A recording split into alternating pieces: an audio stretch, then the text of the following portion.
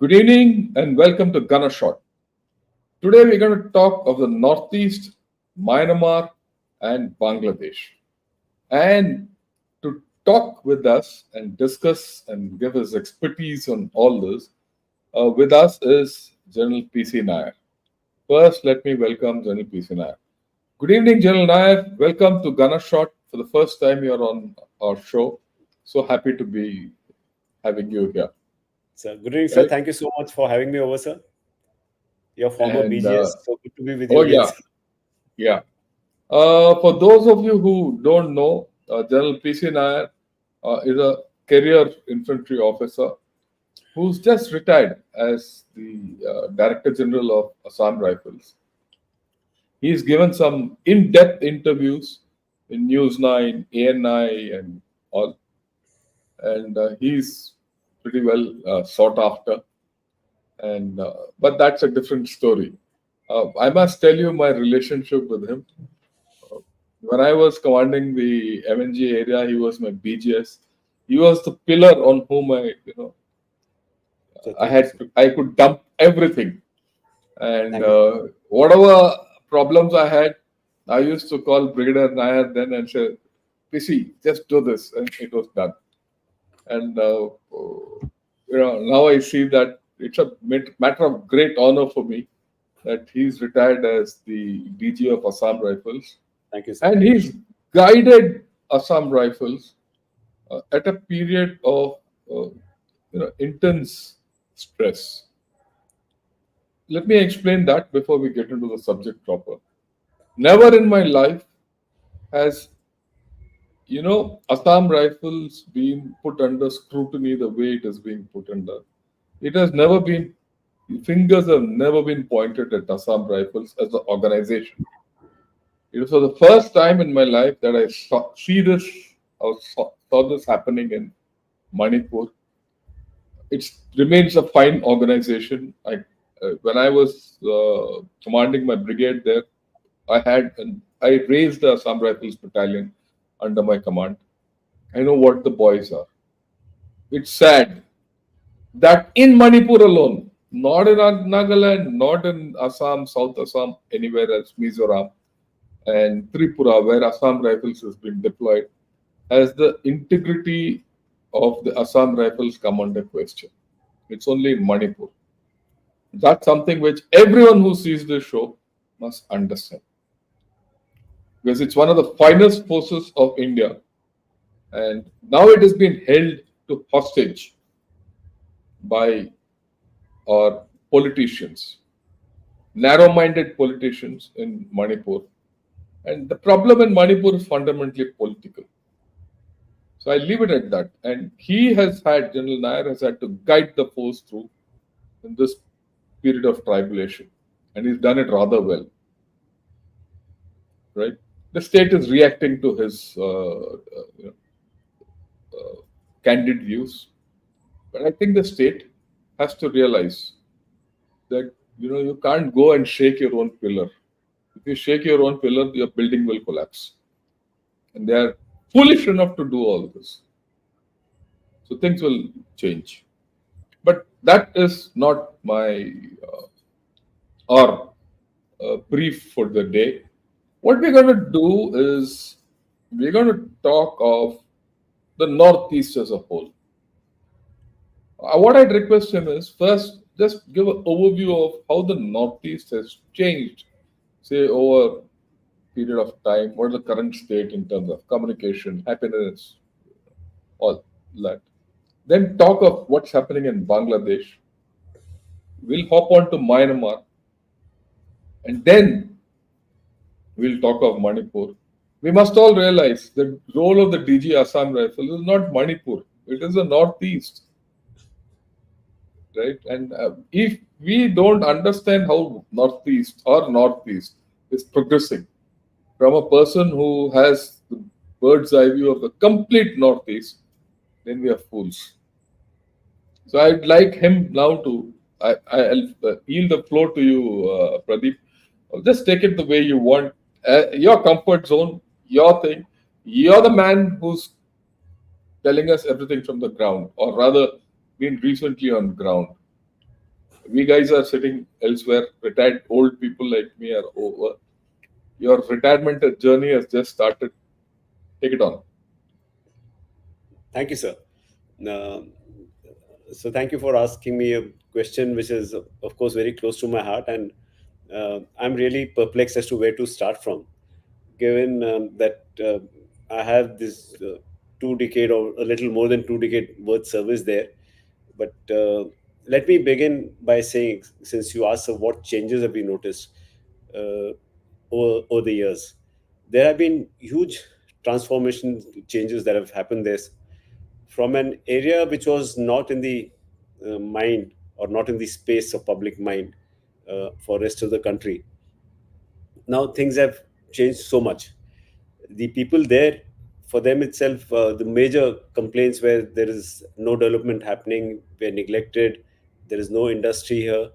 um, we are kind of stuck by the Siliguri corridor. There are no connectivities that are happening. So all this was there. I mean, unless you have connectivities, places won't prosper. So that, to a very great degree, has happened. Besides the levels of insurgency, drug trafficking, and all of that, Northeast typically was known as a place where everything is wrong. In some way, that was true, but it is no longer the case. Like you would know, sir, insurgencies started, or the fountainhead of insurgency was the Naga insurgency, which started in the mid 50s. And thereafter, successive uh, ethnicities, people from various other states also took up to insurgencies. The Mizos, the valley-based insurgent groups, then of course the people in Assam, Tripura. It went on, and then of course in the 90s even the cookies picked up arms. So it was a very, very militarized or weaponized kind of a society, which it still is in Manipur. But things have come to a pass where, if you go by the social indices, things have improved tremendously. The health sector, the education, the colleges that have come out, the IIT, the IIMs, all of them have transformed Northeast to a very great extent. And you can today see people and the children from the Northeast everywhere in the country. Go to any big city in the country, you'll find them in the services industry, but they have progressed far beyond the services industry. They're into other places also, in the industry, if I have manufacturing industry, for example. And these people, to my mind, sir, are the ambassadors of the Northeast. Their presence has made people realize as to this is a place from where you get possibly the best talent. Now that's a huge change. Now, since we spoke security, I think that is where we as military men should start. Uh, and let me talk of the Naga insurgency, sir. It's waned to a very great extent. All the groups, by and large, are in ceasefire. There are very few elements which are operating. Essentially, NACNK Yungang faction, which is still there operating across in Burma, but because of the situation there, they're under dire straits themselves. So they do make these sporadic movements into India and then go back, indulge in extortion.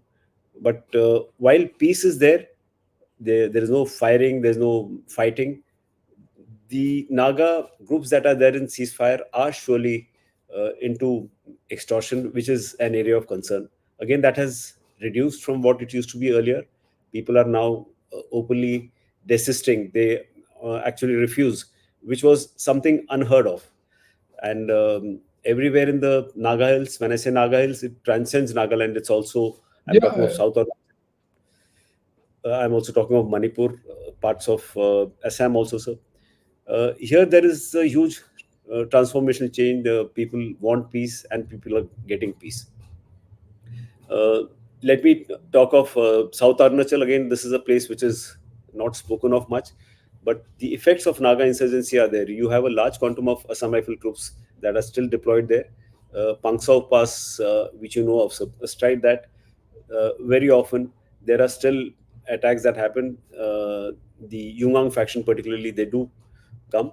And during my tenure of 3 years, as also during my tenure when I was an IG in Nagaland, if I count all of them, I'm talking of now South Arunachal, there were at least 5 or 6 attempts where they came in, fired at our troops, and in one particular instance, one of our JCO also got injured.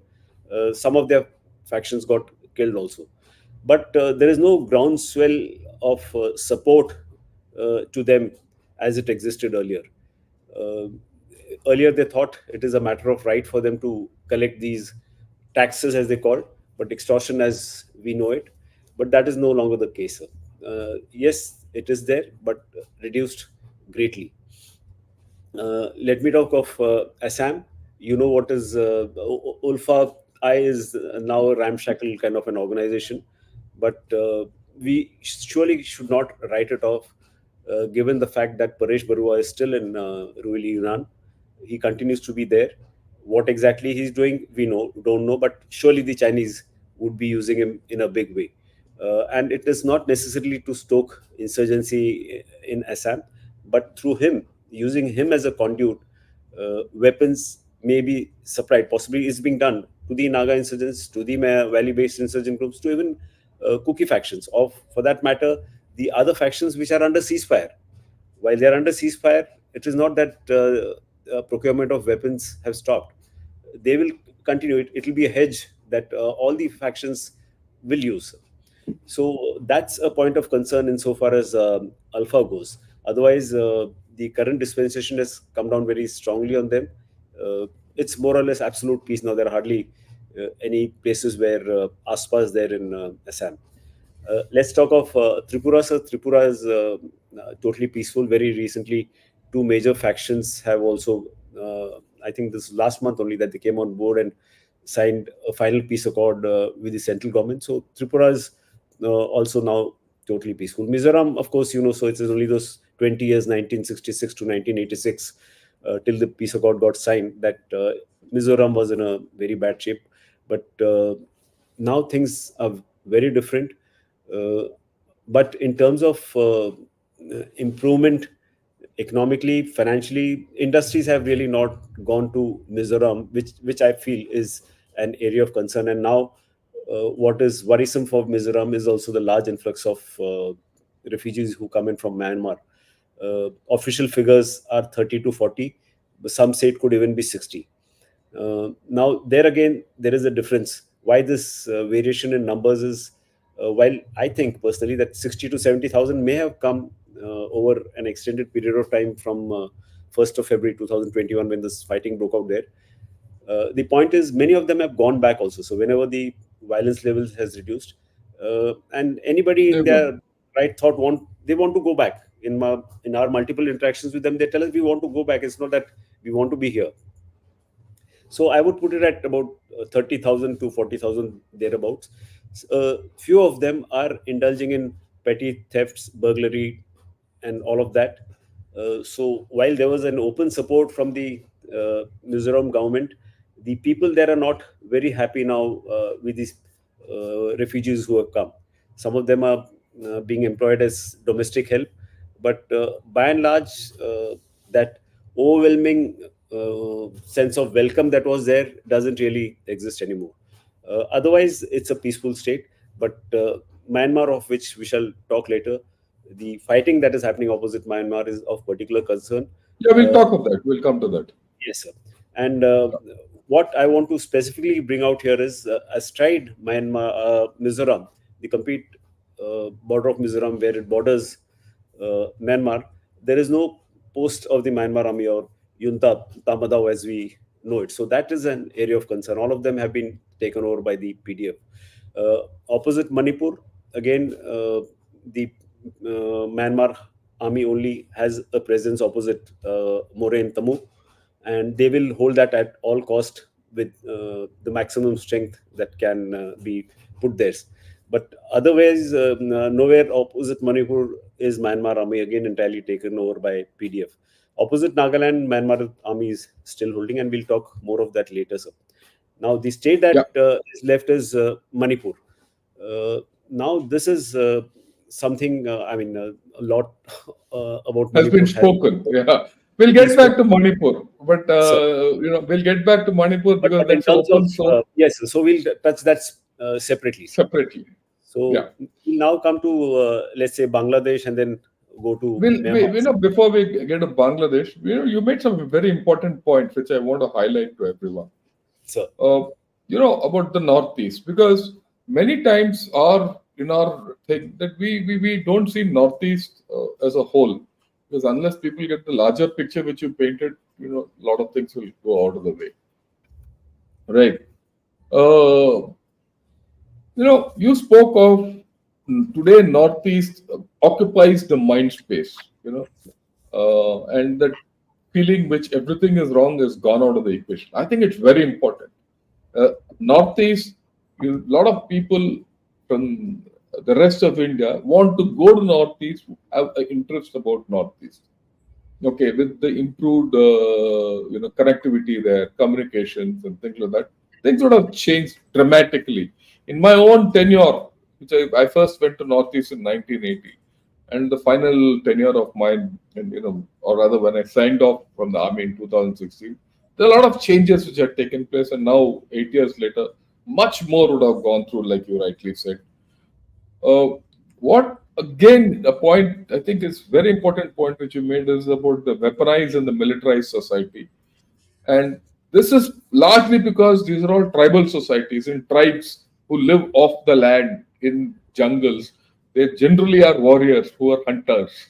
And that gives rise to the militarization of the society because every tribe wants to hunt in this area with a rifle, right? And or a spear or something like that.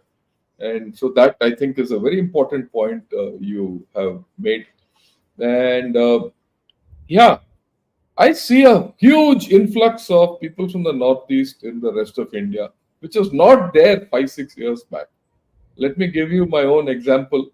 When I go to IIT Madras these days, it's very interesting. The guards at the gate, are largely from the Northeast, and they speak Tamil. Just the other day, yeah, I'm not joking. Just the other day, there was this Assami boy, and who gives entry passes, and I had not taken. I went in a different car which doesn't have that automatic entry system. So he said, Hito spoke to me in Tamil. I wanted to speak to him in Hindi. He said, "Sir, enga poringa." I suddenly got this thing. And this fellow, I asked him, "Where are you from?" He's from Sibsagar. And I asked him, "How did you learn Tamil?" A matter of 1 year, he's picked up Tamil and he was speaking. So what he's saying is right. There's a huge presence of Northeasterners in, the yes, rest sir. of India, and they are going up the value chain, especially in service industry, and more so in the south. Because I find that, correct me if I'm wrong, um, because their inclination is to, for some reason, Bangalore and Chennai, sir. Very fond of. Bangalore and Chennai are their major destinations, right? It is also to some extent facilitated by a lot of the missionaries who are there, who come from Kerala. So that link with the south is very strong.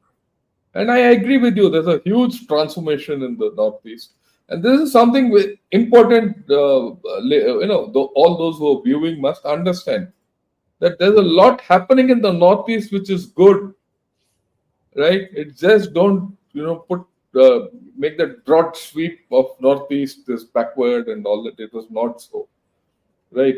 And yeah, as far as the insurgency is concerned, what General Nair has said is very important. It has waned, but there are what he's now highlighted is the China connection through people like Paresh Baura and all that. So whatever happens in the north, there is a linkage to north this thing. And of course, now we'll talk of Bangladesh and Myanmar and all that, and we'll get to that. So fine, that was a great overview, Pradeep. So let's talk of Bangladesh and where do you see? Well, we've been discussing Bangladesh often. So your views on it, all yours. So Bangladesh and Myanmar are two very important countries for our Act East policy, or Look East, which was Look East earlier. And many times I've been asked a question. Before coming to Bangladesh, I'm trying to Yeah, yeah, yeah. just Please, yeah. Let explain. just feel free. Or you just speak what you want. Yeah. The question that is propped up many times is between Bangladesh and Myanmar, which is more important for our Act East policy? To which my answer is Act East policy should not be seen in isolation. For acting East, you have to act through the Northeast. So to act through the Northeast, first you need Northeast itself to develop. For that, it is Bangladesh which is very important, given the natural connectivity that existed pre-independence, pre-1947. The viewers probably should know that the natural connectivity from then Assam, now Meghalaya, and similarly what is the region of Kachar and Tripura, the roads, the rivers, all are in a manner that it naturally gets into Bangladesh. So suddenly, when East Pakistan got created, it was like a cartographic imposition, if I can call that one, for the people of the Northeast. Suddenly, from being connected to rest of the world through Chittagong and the other ports of what is now Bangladesh, they were in a state where they were totally cut off. So that is what I'm saying. For that is the relevance of Bangladesh to the Northeast. But further, if you have to go into the region which is Southeast Asia, that is where Myanmar is our land bridge. For that part, it is Myanmar. So that subtle difference should be understood. Now I come back to Bangladesh, where we started. So the recent change that has happened in the disposition there is surely a major area of concern. And let me start with the security point of view itself. And I would want to speak about this on two fronts. One is the internal security itself for Bangladesh. Uh, Suddenly, the radical elements which were suppressed for a very long time, they have now developed wings. And it is surely something that is an area of concern. I want to highlight what happened in June 2016, Holy Artisan Bakery in Dhaka, where you have these radicalized elements who attacked that cafeteria. Many innocents got killed, including a couple of Indian children, and largely Western people. But it's not just the attack per se. Uh, as Bangladesh went hammer and tongs against the perpetrators, they discovered that there were sleeper cells of those people in West Bengal and Bihar. So, of course, whatever must have happened at the higher level between the respective intelligence agencies, I'm not very sure of that. Some action would have been taken, but the point is, it is incorrect to assume that all these sleeper cells would have died. So, probably their connections still exist, and the JEI, the Jamaat, or Chhatra Shibir, for that matter, we know where the connections lie. The connections have always been towards Pakistan. So, how will it work for Bangladesh? While there is a great degree of euphoria that somebody who was not very popular has been ousted, but does it work well for the country itself? Time will tell. And we have history which tells you that whenever these radical elements got a little powerful, it didn't work in favor of the country. So that is the internal part and their connections that these radical elements have. The second part, which as military men, which sir you also faced, was the insurgents who were there in the Chittagong Hills and other places. There was not a single insurgent group which didn't have bases there. And during the dispensation that was there during Sheikh Hasina's time, you know what happens. I mean, all of them were out. Some very important leaders got caught. And you are also aware of that Operation Golden Bird, which happened in 1991, if I remember correct.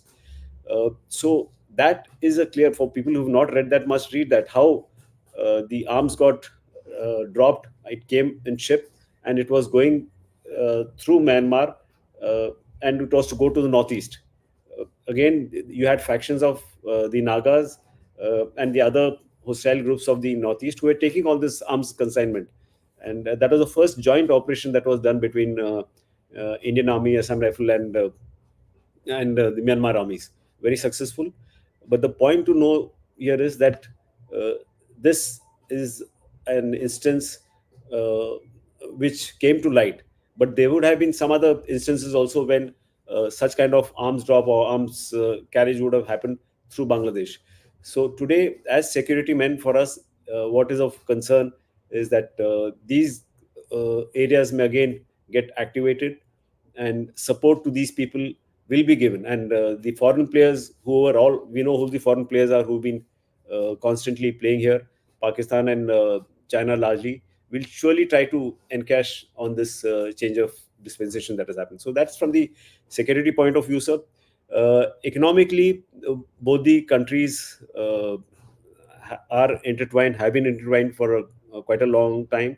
While China is still the number one trading partner for Bangladesh, but the land connect, the rail connect, and the people to people connect, though there might be a blip now, is something that has been there for decades. And I think there is a lot that we can work together for. Then you have issues like climate change. Bangladesh is one country which is going to be greatly affected. So you're aware, if I just speak of the international rivers, there are Yeah, 57 please go ahead. international rivers which go into Bangladesh, 54 from India and 3 from Myanmar. And all of them are in spate. So while you'll have these rivers in spate and you have rising sea levels happening concurrently, you know what, there is a big area of concern, doomsday kind of a scenario for Bangladesh going ahead in time. And that is where they'll have to work jointly with India. China can only do some peripheral support, some funds they can kind of infuse. But what happens on ground, the hydrographic surveys, the measures to arrest floods, etc., will be done practically between us. And that is another area that we can work together with. Then, of course, is the connect that we have socially. In many of the programs that I've been watching, they have been saying now that the Durga Puja is happening next month. What we always believed in is, for them, it is the Shonar Bangla, or the Bangla identity, which goes well beyond the Islamic identity. So probably Durga Puja, which is going to happen next month, is going to be a test bed. And I have this, again, my personal belief that there might be certain blips, but overall you can't take this thing out of them. Though there will be now forces working overtime to ensure that Durga Puja is not celebrated. We know of temples that are being desecrated, people who've been attacked, videos of those are going viral. But sooner rather than later, sense will prevail in them. So these are certain places which we should be addressing. Yeah, I think the important point which you made is this: the radical element in Bangladesh, uh, the way things are played out, and the way things are coming in social media also, will have a role to play in the future of Bangladesh. And how these radical elements are going to pan out is something which we'll have to watch out for. And they're going to impact the internal security of Bangladesh, and externally they're going to impact us in a big way. They might come to aid of our insurgents. You might have drugs. After all, drugs is something we're not spoken of. We'll speak of when we come to Myanmar. Yeah, and things like that. And the major issue of climate change. Yeah, so these three major issues with Bangladesh and the people to people connect, because radicalization of the Bangladesh society, I see, has grown from almost nothing to something today, right? And I don't think this whole upheaval which has happened in Bangladesh could have happened without the radical element gaining ground. And this is my view, and I've been telling this to everyone.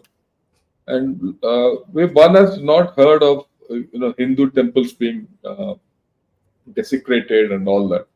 Like you rightly said, this thing about Durga Puja and all. This will be an asset test how it goes through, and we'll see. And personally, I don't see very good prospects happening in the near run. Um, and unless That's my own view again. Unless there's a political stability in Bangladesh, things won't change. And the way things are, Awami League, which was their strongest political party, is almost marginalized. The BNP was the next party, which has not, which has doesn't have a leader.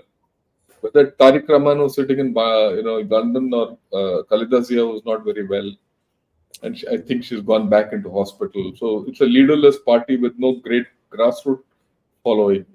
And Jamaat-e Islam, which has got tremendous increased grassroots following, but with a radical bent of mind, is gaining ground. So it's not a great cocktail. And the current organization which is in power doesn't have political power. It has got some establishment power because US has imposed it, and US aid is coming out now. So the whole story will come out. I'll not go sidetrack.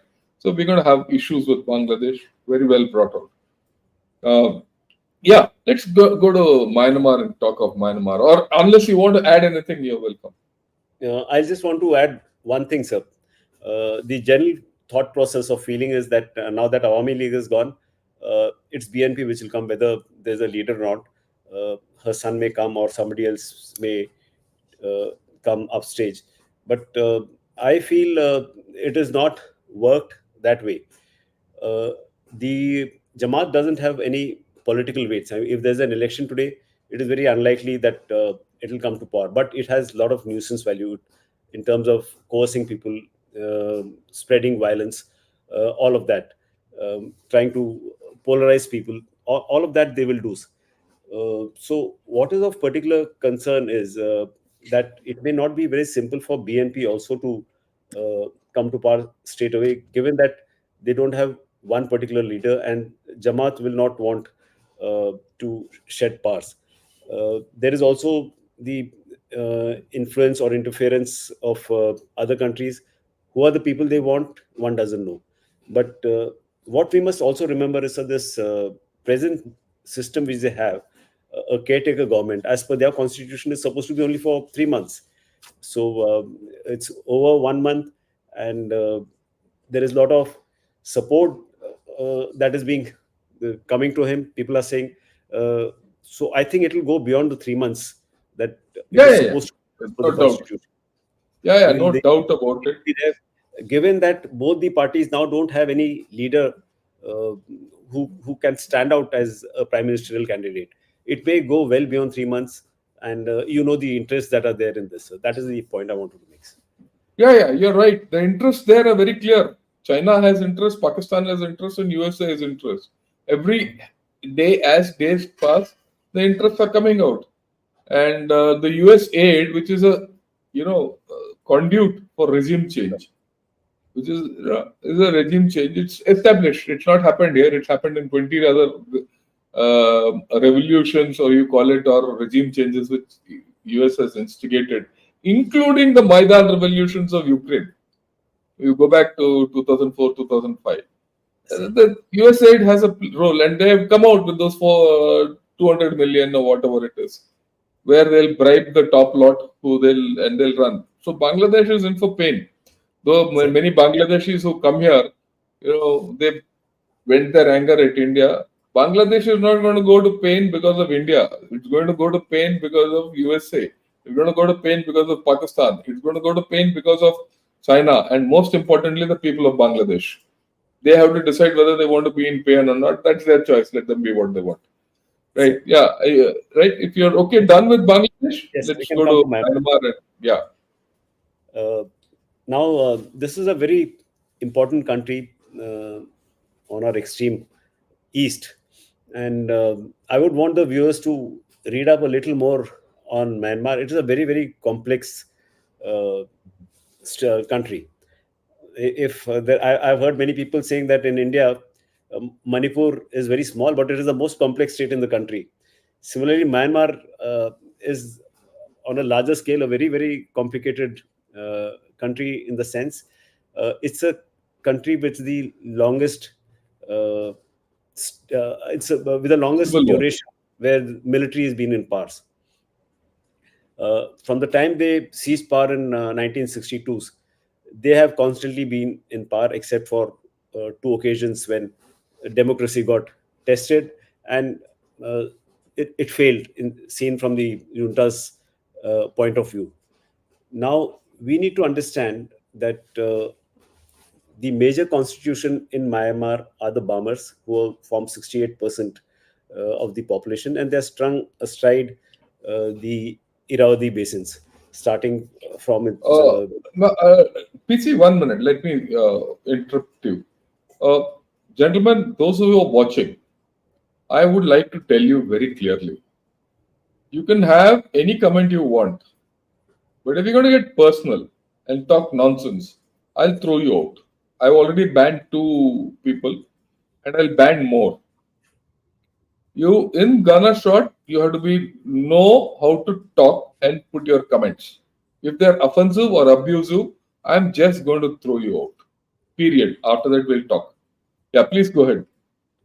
So, what I was saying was, so the Burmese or the Burmers, they feel that the culture of the complete country devolves around them, and it is an imposition that they try to make on the states that are on the peripheries. So, in terms of numbers, it is the Burmers who are the maximum, but there are other ethnicities which are very, very different and distinct from each other. Uh, and if I have to name them, they are the Shans, who border China. They are the Kachins, who again border China. Then closer to us, we have Chins, who border Mizoram and Manipur. A little south from Mizoram, you have Rakhine's. Um, then the others which are there are Karen, the Kareni, which border Thailand. So these are the other states which are also important. Each ethnic group is different from the other. There are 300 languages, close to 300 languages that are spoken in Myanmar. While we may say there are only these 5, 6, or 6, 7 major ethnicities, the languages are very diverse. Uh, Again, Islam, people feel that there is only one brand of Islam and it is all in Rakhine state. Is not the case. So it is spread over various parts of the country. In fact, in Myanmar itself, they consider there are 4 different heads of Islam, 4 different groups. But what comes to light often is the one which is uh, In in Rakhine. Rakhine. Yes, and the Rohingyas. And I would like to just give a background of what this word Rohingya means. Uh, it is the term, as is understood in Myanmar. I'm seeing from the Myanmar perspective. They say this word Rohingya came from the word Rehem. Um, some 400 years back, when there were some Arab traders who had come on the western coast of Burma. One of their They had a shipwreck, and this is somewhere near Ramri Islands. You would be aware, sir. And the people who got were shipwrecked were given succor and given a piece of land by the local king. So they called it Rehem, and from Rehem came the word Rahang, and then it Rohingya. became Rohingyas. So that is how it evolves. Now coming back to the importance of Myanmar itself, sir, it is a country where our interests and the interests of China collides. We have 1643 kilometers of border. They have a little over 2,200 kilometers of border. So these are the two major countries that are there. Then in the south, they have Thailand and a little bit of Laos, and of course Bangladesh. Bangladesh, so you're aware, 96% of its border is with India, 4,096 kilometers. With Myanmar, it is just 4% of border. Seen from the Myanmar perspective, for them, all borders are disturbed borders, except the Indian border, which they consider as the most peaceful.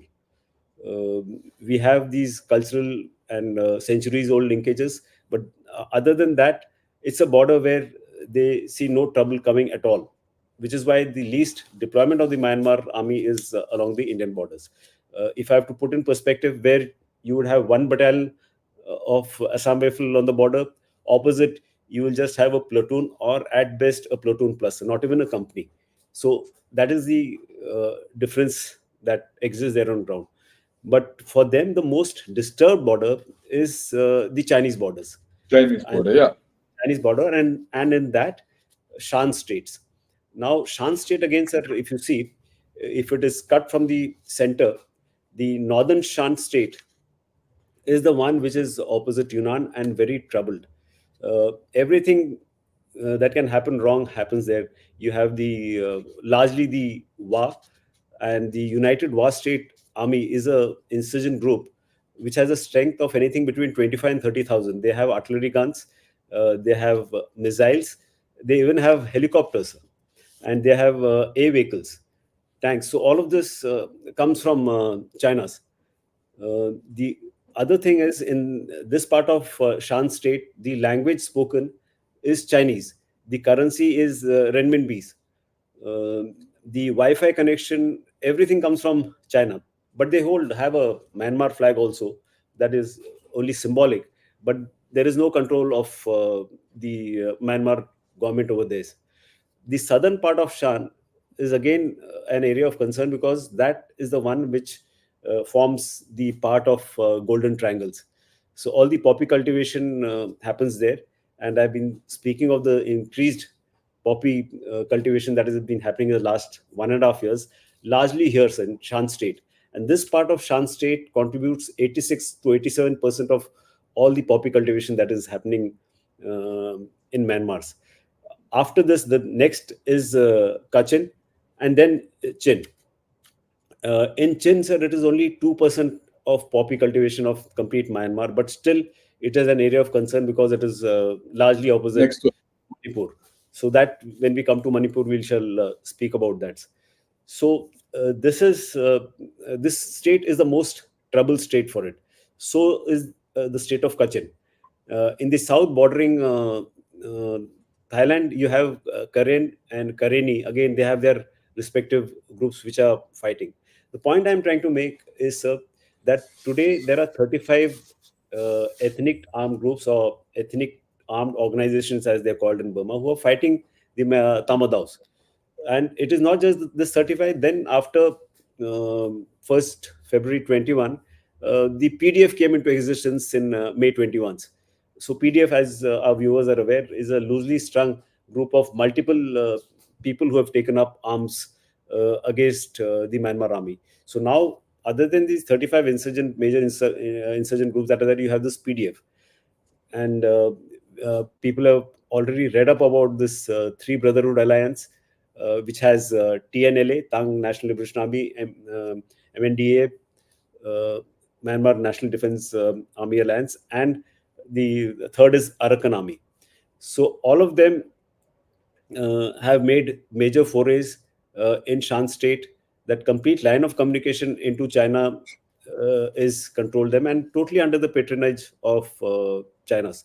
So incidentally, this MNDA, and there's also another called NDA. They're all fallouts of the Communist Party of Burma. So it's in 1989 when Communist Party of Burma broke.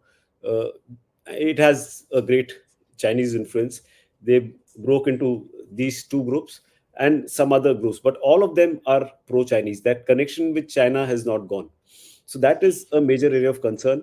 While China may be the largest weapon provider, the largest business partner, and bailing them out on multiple occasions, but in my many visits to Myanmar and my large interaction with them, what I could make out is there is a huge sense that they're just about tolerating China because they have no other option. They have huge aspirations from India, but they know the limitations that India has in terms of financial muscle. Uh, but there is also another thing which should make us happy, is the cultural connect, and that is Buddhism's.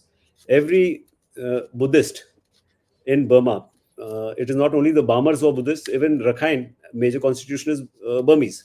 Even in Sagaing region, it's 92% Burmese. Overall, Buddhists are about close to 87, 88%. So it is aspirational for every citizen who's a Buddhist in Myanmar to come to India once. It's like going to Hajj pilgrimage. All of them want to come to Bodh Gaya at least once, or Sanchi. uh, they feel a great degree of satisfaction, emotional satisfaction, if they come here. So that connect is something which China can't give. But where uh, our interests conflict, like we spoke of the Act East policy, Myanmar being the land bridge. For China, the one which is of most strategically the most important thing for them is reaching the warm waters of Bay of Bengal and the Yeah, Indian true. Ocean. Chuck, we'll talk of that, sir. But I also want to. I just said that they are tolerating China because they have no other option, but they have stood firm on occasions like the Midson projects. Now, Midson project, as you are aware, is a 3.6 billion Yeah, project. the dam It's in a, the north. yes, sir. It's actually, I want to bring out certain more issues about this. Yeah, It's a yeah, series please. of 7 dams, sir. It's a series of 7 dams, while the main one is just 6,000 megawatts, which is at the headwaters of Irrawaddy. There are two tributaries of Irrawaddy which come and meet in northern Kachin, and 40 kilometers downstream is where this 6,000 megawatt project is. But after that, there are six more. So all of them together give close to 20,000 megawatts of electricity. Power. And 90% of this is to is to be exported to China. China. Not just that, sir. The public realized that when this happened, close to 25,000 people will be left landless.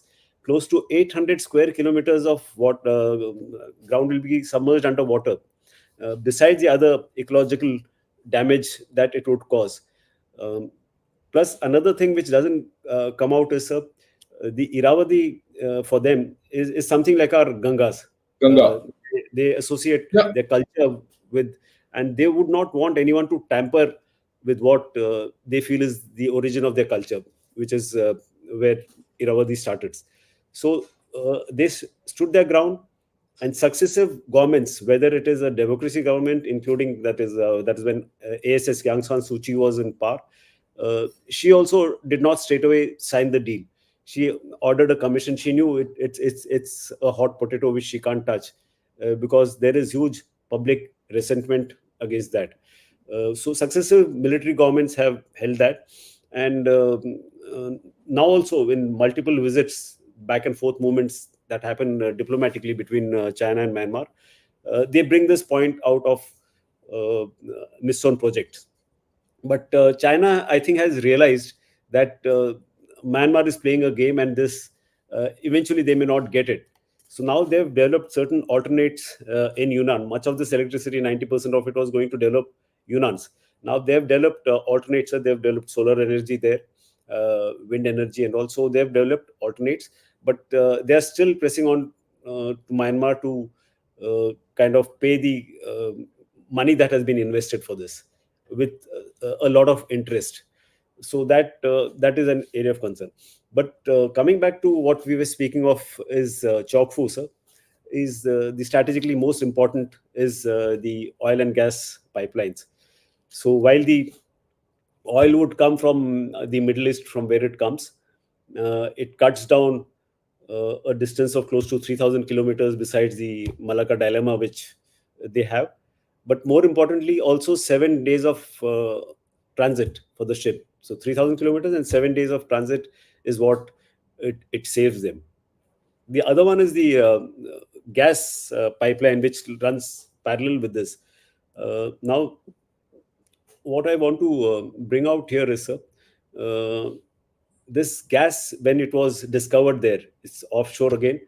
Uh, our ONGC was involved in this in a very big way. People don't know, and that gas was actually to come to India from Myanmar, then Myanmar. into Bangladesh, and then part of it was to go to Nepal also, sir. But somehow this, because four governments were involved in this, there was some problem, some delay, and it got hijacked, and Chinese took that project off. So this is again, I felt, which people would not be aware of. Uh, also what people, if you see the maps, this actually splits Myanmar into two. This oil and gas pipeline, it's running from almost the center of um, Myanmar's, and the land, 30 meters of land on both sides of these pipelines, they run parallel, has been bought by Chinese. So it's a Chinese piece of land which is going right from the center of the country. I mean, no country which holds its territorial integrity with a great degree of respect will want something like this to happen, but it has happened. So that is again something that people there don't like. They feel that our country's interests have been sold off to this hegemon. Uh, the other thing that I wish to bring out here in this oil and gas pipeline is also there is a resentment within the people who are there near the coast. It has caused a lot of ecological degradation, lot of fishery industry, whatever was existing, has all gone because of the oil leakage that has happened. And strategically, it's a very important thing for us because 125 kilometers north of this is Sitwe, which is where our Kaladan multimodal Project, project yeah. starts. So this is where conflicts will happen in future once this Kaladan. I mean, the present state in Myanmar cannot go on endlessly. I feel when later on things stabilize and when that project of ours also fructifies, there will be a huge conflict or some kind of problem that will happen between the two countries. That is between us and China. China. Yeah, I Yes, think you covered Myanmar quite a I lot. also wanted to Yeah, cover the drug part, but we can do that when we come to Manipur's. yeah, yeah. So what people don't realize and people don't understand is that Myanmar, like you rightly said, ever since the 50s, ever since it got its independence, has always been in trouble, has always been having a crisis. It has lived from crisis to crisis with the army in power, and that won't change. Won't change. The number of ethnic groupings there won't change. Their control over their territories won't change. This critical situation, which I feel, which I've analyzed Myanmar on many this thing, and then maybe you'd like to comment. You know, at the end of the day, everyone talks Tatmadaw might get run over here, but I don't see an alternate power structure coming into being. And if an alternate power structure doesn't come into being, it's going to be in chaos. And my own view is contrary to popular imagination, whatever China does, China is still unsure of what's going to happen in Myanmar. China itself, from Chinese writings, I make out that they are not very happy with whatever they have are doing in Myanmar. They are doing it, but are they? Is it similar with other places? It's not there. And again, the more interesting part is you see the Myanmar is also considered the Chinese border the most troublesome. The trust here is max. So I think we have a lot of scope to improve our entire equation here because we are almost at the rock bottom here. We need to go up. Yeah, quick views on this, and then we'll go to Manipur. Sir, you are absolutely right. I think you and I are people in a minority who say that Tatmadaw cannot be just run over very easily. It No, cannot. Uh, One is it's a institution which has faced multiple crises over the years, and of late people say yes, they faced multiple crises, but never was there a case where the Barmers' support was there, which is there in this case.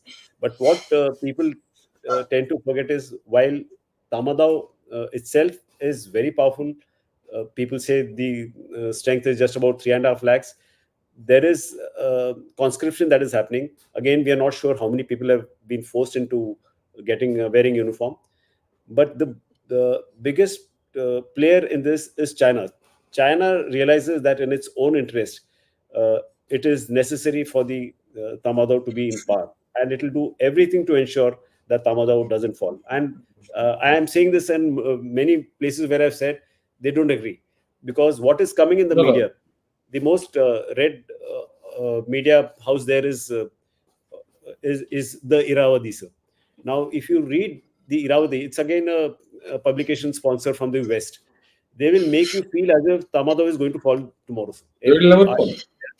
Every editorial opinion pages speak that it is about to fall. It is about. We've been hearing this since I don't know last 3 years, but it's not going to happen very easily. We ourselves, as when as the DG there, sir, we had many of the Myanmar army people coming walking into Mizoram without food and having been overrun in a very bad state. Of course, they were flown back to Myanmar after that. But one thing they all said, that while we are in this condition, there have been many decisions also, incidentally, in the Myanmar army. Most of them, particularly the officers, were of the view that you cannot just overrun us. Our institution is too strong. So that is the point, I think. And the Yeah, second yeah, one, I am very clear. I'm sir. very clear. Let me add to what you have said. I'm very clear about it. You see, the money in Myanmar, the finances are controlled by Tatmadaw because gas goes to Tatmadaw. Gas money goes to Tatmadaw. Their minerals, which are quite a bit, goes to Tatmadaw. Right? The complete ruby thing is Tatmadaw. Yes, Okay, the international deals go to Tatmadaw. So Tatmadaw can't fall. And the Chinese, actually, in my way of looking at it, I would like your opinion on this, are caught because yes, sir. they are forced to maintain these armies in Shan state. Because if Shan state goes bottoms up, right, Yunnan goes bottoms up, and they are worried about it. It's not just one way. We all think that China is impregnable, but if something happens in Shan state and that disease goes into Yunnan, which already is there, right, the communist regime goes into a problem. One has to think politically on all these issues. So they support the Shan state and the locals from that point of view. Right? They also know that all these small two-bit armies cannot overrun Tatmadaw. And the democracy forces, the PDF and all, also are not strong enough democratically. So they have to support Tatmadaw. So Chinese themselves are playing a double game which they cannot help. They know they are stuck. The answer, in my opinion, to Myanmar's problem is Tatmadaw. I might be in a minority, but your views. Uh, so you're absolutely right. I'll begin with the. You just made a mention that the power equation or the power that Myanmar army holds. I'll put this in perspective by telling the viewers that 153 top industries in Myanmar are headed by military men serving or retired. 25 public sector PSUs equivalent there are again uh, the people presiding over them, sitting over the money, are past and present generals. And these are what we have are Navratna and all equivalent to that. So these 25 industries that I'm talking of. Again, close to 186 of the 200 top CEOs equivalent of industry are military men. So the money is with them. So you're absolutely right on that, sir. The coming to the Chinese situation, this it's quite a paradox. So while they hold sway, they control the purse strings, but they are very sure. Like the Myanmaris are very sure that they don't want China to be the only player, and China wants to be the only players. It doesn't want anybody else in Myanmar. This is very peculiar to Myanmar. Chinese are accommodative at other places, but in Myanmar they want it for strategic reasons, but more importantly also for the natural resources that there and the sparse population that is there in Myanmar. So, seen from their perspective, it is, like I said, very important. That is why this CMEC is actually an afterthought of the BRI. While today it may look like an extension of BRI, CMEC only came when Xi Jinping came there, I think in January 2020, so 2 months before COVID. That is when he came, and that formal agreement was signed. It was an afterthought. He said this should also be made an extension of BRI, while BRI in some way fructified or failed, as depends on which side you are speaking from in Pakistan. Here it is really not taken off. That grandiose plan of an inverted Y kind of a thing happening, so starting from Yunnan, coming down to this place. Mandalay. From Mandalay, it comes down south. The center, and then one branch going to Yangon in the south, and one going to the oil and gas pipeline that we spoke of. So there was supposed to be an alternate city also to be created near Yangon, with a population of about, they were going to put people, 2 lakh people, and all this was to be done by 2025. It is not even taken off. It also spoke of creating special economic zone kind of places, developing places along this highway which is coming from Yunnan. That also hasn't taken off. Um, so it is just something in the realms of a dream, uh, because, and the primary reason is, Myanmar is not playing balls.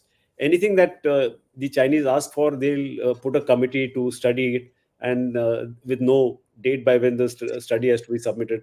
So such like things, and gradually the resentment amongst the public is increasing towards China to give their land. They don't want to give their land anymore. Neither do they want the Chinese worksmen labor, like they're coming in Pakistan. They're not allowing. They will not allow us, because these people are, as you would know, so most of them are tribals. They're with a different Tribals. mindset. Yes, they are totally with a different mindset. But having said that, Chinese will not stop their attempts to kind of uh, push their way through. They have this hedge. They have UNSC presence. They have this ability to bail them out. So that engagement will continue. So it will be a blow hot, blow kind of a cold kind of a situation, but not a very easy task for the Chinese, sir. Yeah, I agree with you completely. So let's see where it goes. Like I said, India has a lot of scope out here. Uh, for many reasons, which I cannot understand, we are underplaying our hands. I think we need to just increase our, you know, stake in the game by just about 5 to 10%, then the Chinese will get upset. And they'll be upset in a big way. That's my view, but then that's a different story. Right. Look, we've really consumed a lot of time on Bangladesh and Myanmar. It was fascinating to listen to you. Let me be very honest. Thank you, I sir. don't want to get into Manipur too much. Maybe we'll have a separate sitting for Manipur, maybe next week. So give me a 5 minute recap on Manipur, and then we'll close it. Or I would say, where do you see Manipur heading? Because everyone knows what's happened in Manipur. You've spoken 3, 4 times, different places. Just give me where do you see Manipur going, and we'll cap it today, and then we'll talk about Manipur in detail maybe next week. Yeah. So Manipur, there is a necessity to treat it as a national security issue. It's not just about let's say our Act East policy or developing the Northeast. It kind of goes much beyond, because what you do or not do in Manipur will have implications in rest of the country. Beginning, it will start with the Northeast itself. These flames that are there in Manipur have to be arrested at the earliest, failing which some tremors are already being felt in Mizoram, in Nagaland. You heard of NSA and IM, and even the Naga Assembly saying that please finalize the framework agreement.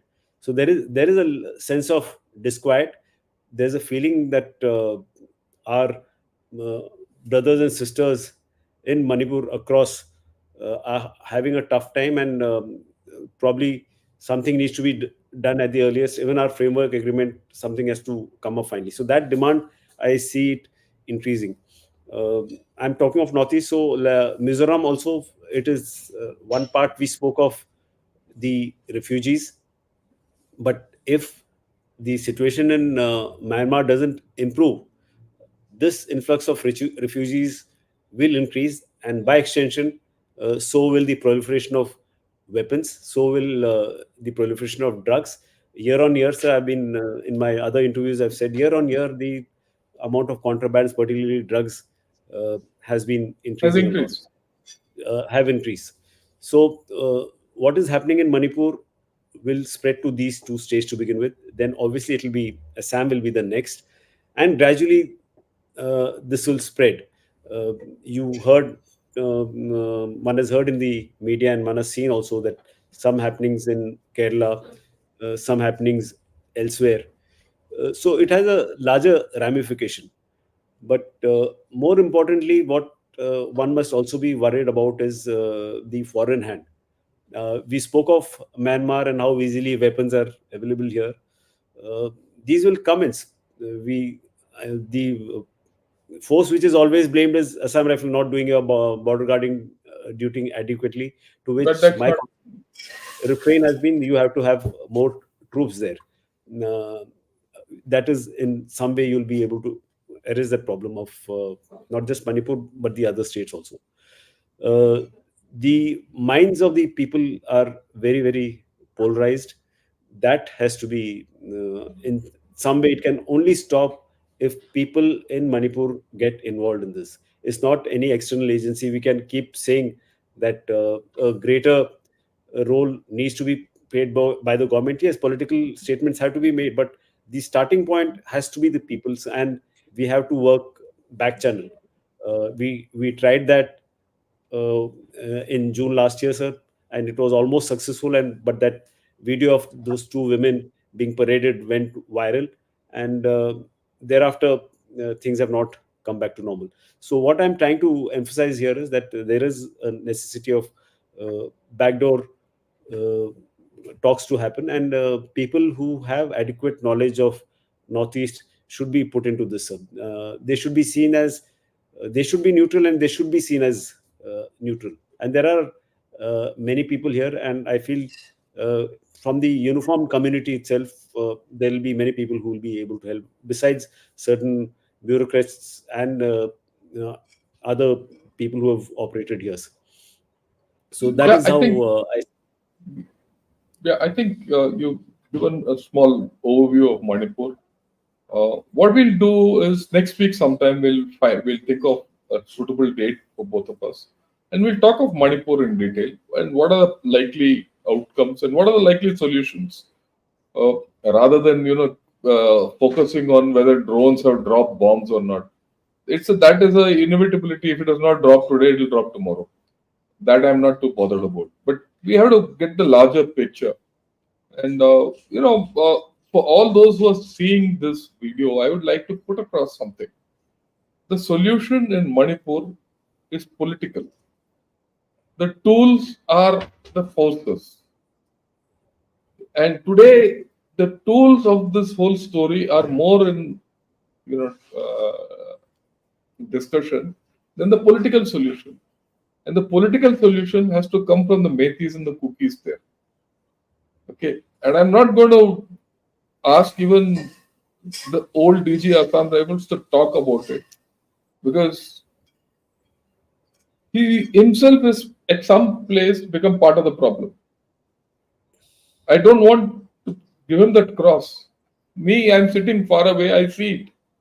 Now, let me outline a thing which has come up today that look, there should be a union territory for cookies.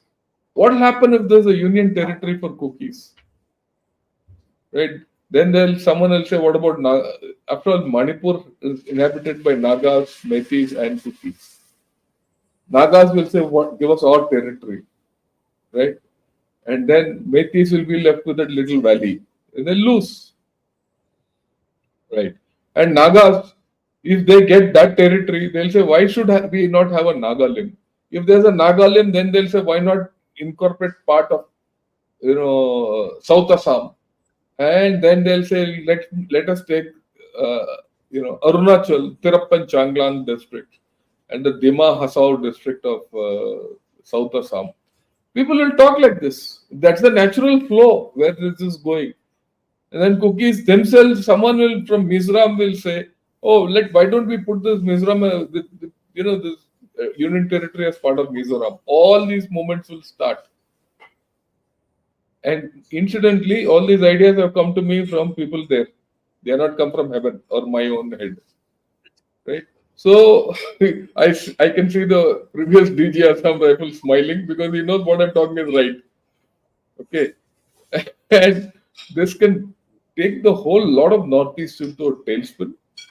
I think it's time for our political leaders, whether it's the PM, the Home Minister, or the Chief Minister of the state, who should be actually removed at both states, or whoever, and even Mr. Rahul Gandhi as a leader of opposition to sit together and get the state back into some kind of normalcy and get meaties and cookies talking to each other across the table and not through drones and bloody artillery and guns. And that's my view, but we'll go into it in great detail later. I hope you don't mind, Pradeep, unless you have anything important to put across. Otherwise, we'll not go further. Yeah. Thank you, sir. And I know I see a lot of questions. I see a lot of questions from people from Bangladesh and people from Northeast. Hold your horses because there's a part 2 to this show, right? And please remember, you like the show, subscribe to it. You like, put a like button. But you don't like, I don't mind. Say I don't like it. But don't come and abuse. If you abuse, I'll throw people out. As simple as that. I'm a Fauji. Okay, a good Fauji. I know how to throw people out and I could get a damn. And I would like all Bangladeshis to understand. We don't want your sovereignty or territorial integrity to be violated. We are not interested. Please understand, if we had to do it, we would have done it 75, 50 years back when the complete Indian army was there and you would have said thank you for it. We didn't do it then. We don't want to do it now. But there's a way to do things and not do things. I'll repeat it. I will talk nicely to you till you talk nicely to me. The day you stop talking nicely to me, I know how to abuse also. There's one question which I want to answer. You people keep saying, Indian media is so bad, this, everything. But I would like to tell every Bangladeshi here. Indian media is reacting to what news is coming out of Bangladesh. Please remember that. So look into your own system to see why others are reacting. Right? With this, Nair, thanks a lot because I think you brought a whole lot of new perspectives on Bangladesh and on Myanmar, especially on Myanmar. We'll talk of Manipur and the rest of the Northeast, and your overview of the Northeast was really fantastic. Thank you. And thanks for everyone who's come and watched the show. Next week, we'll come back to you. Good evening and Jai Hind. Thank you, sir.